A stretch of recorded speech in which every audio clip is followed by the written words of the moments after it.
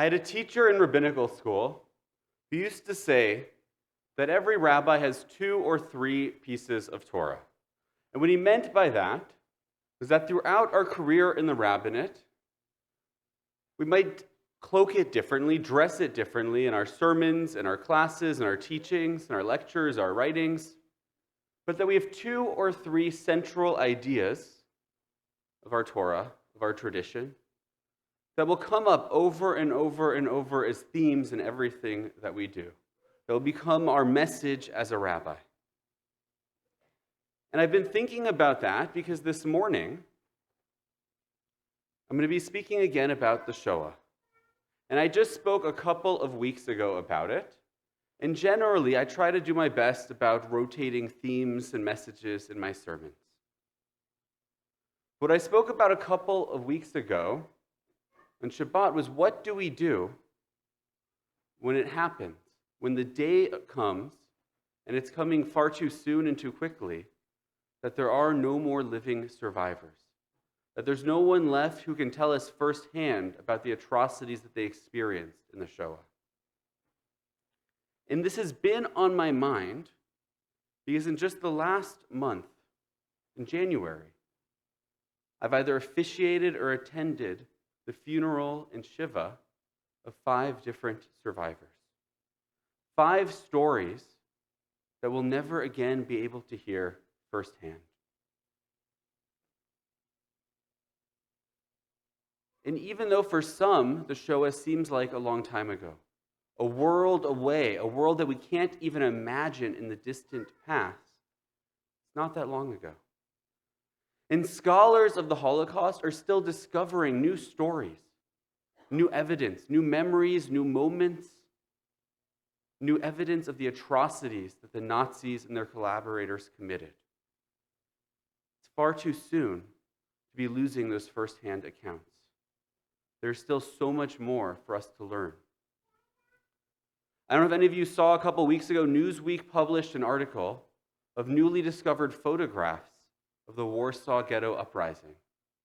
A firefighter who had been sent in to put out the fires, not when they endangered those living in the ghetto, but when they endangered those living outside of it. His photographs, his collection, that other than a few of them that historians knew about, the rest of them, the negatives, were discovered by his son almost 8 decades later.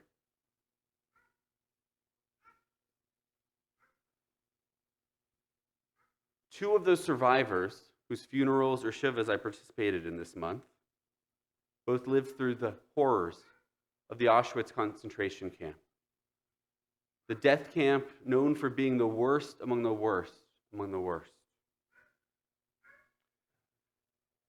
I've been thinking more about the Shoah, and I'm speaking about it today because yesterday marked International Holocaust Remembrance Day.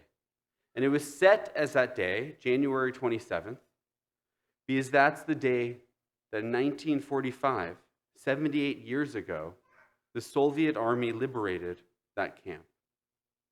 Now we talk about when they liberated that camp, but there weren't that many people left in the camp when the Soviet army rolled in. The far majority of those who had been imprisoned there had been taken out on death marches to other camps, either to die on the journey along the way, as many did, or to go to another death camp where the Nazis' goal was to complete their fate, to seal it in whatever time they had left before the West won the war. So the question that's been on my mind is, how are we doing with memory? I see many synagogues and people posting on Instagram and Facebook pictures and taglines. It gets a lot of likes. Never forget. But is that enough? To say never forget? To mention the stories on occasion, is that really keeping us from fulfilling that mission and those words of never forgetting? We've seen the data, and it's not good, sadly. Many of you are familiar with a few years ago in the United States, the Pew study of how much Americans knew about the Holocaust and the Shoah. Less than half knew how many Jews there were that were murdered. Many thought it was a much smaller number.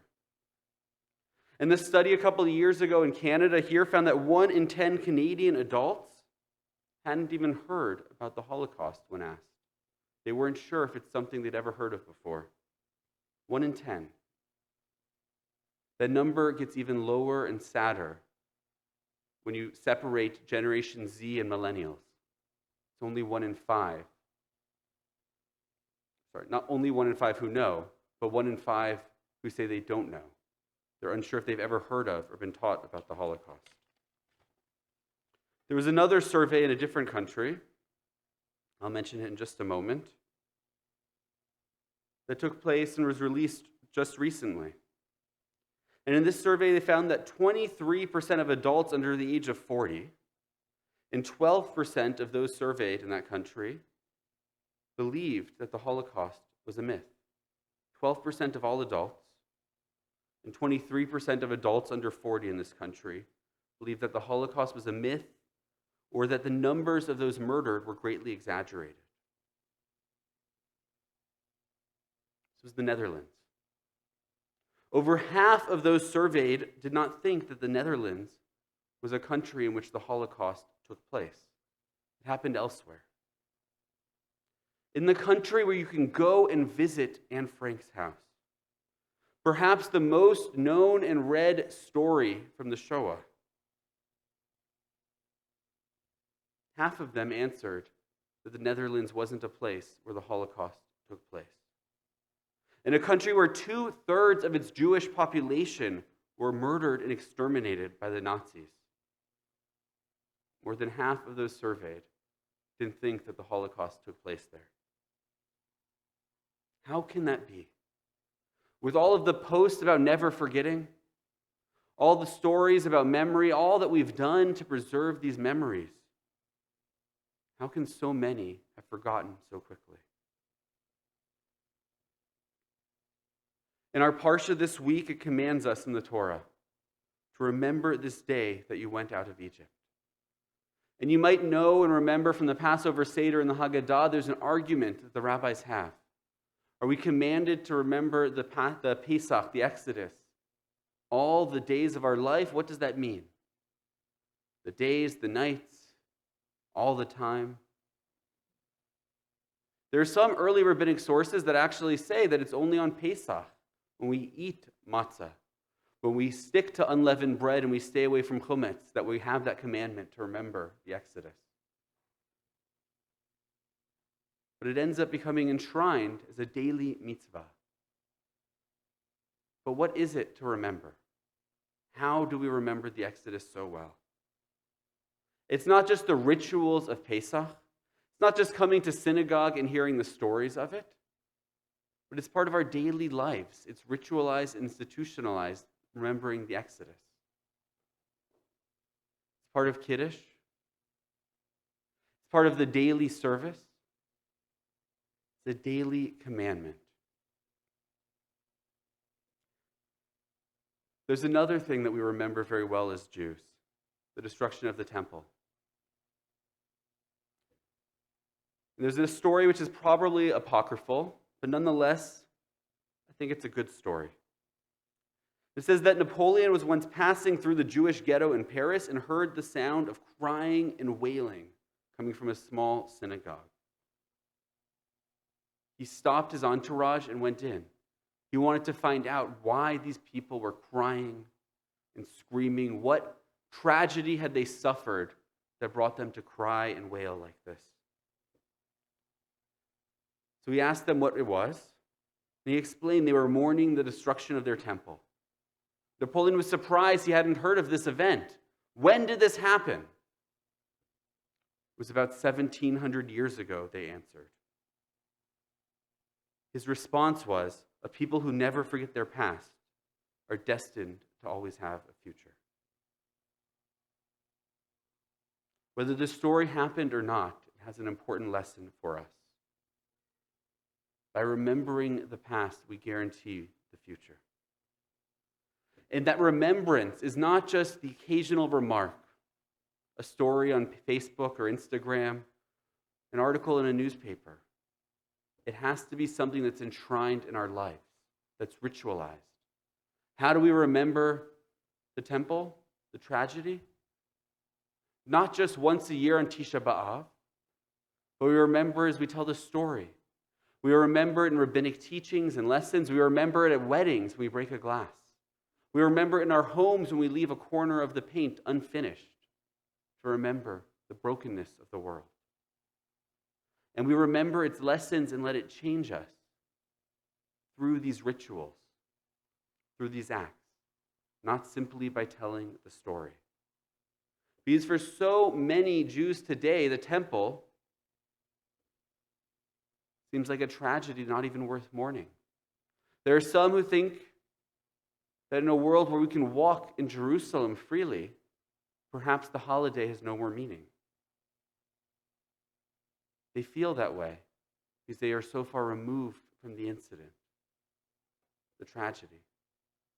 But again, Napoleon, in this story, experienced a synagogue that acted as if what happened 1,700 years ago was their tragedy. Not their parents or their grandparents or their great-grandparents. It was their tragedy. We remember the Exodus, not because it happened to our parents, our grandparents, or our great-grandparents, but because it happened to us. We have to take the same approach to education of the Shoah. The memories, the stories, the lessons, the witness testimonies of those who are no longer with us to bear testimony. Those stories that we've heard, either from our own parents or grandparents, or from having the opportunity, the blessing to hear speakers talk firsthand about what happened to them, their story. It's our responsibility to bear witness for them. It's our responsibility to treat those stories as if they were our own and to ensure that they're never forgotten. Through ritualized acts. I don't know what those acts might be. Something I've been thinking a lot about.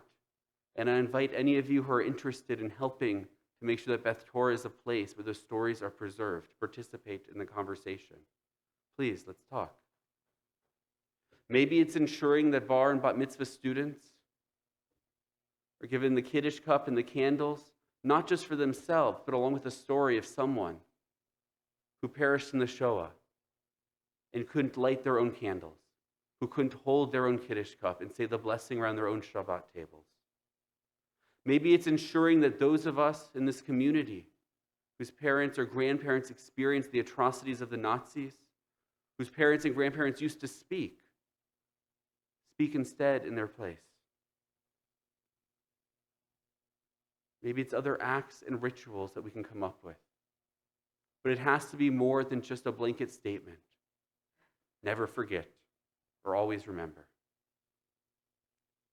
Because when we leave it to that, we've seen what happens. 1 in 5 Canadians, my age and younger, aren't sure they've ever heard of the Holocaust. More than half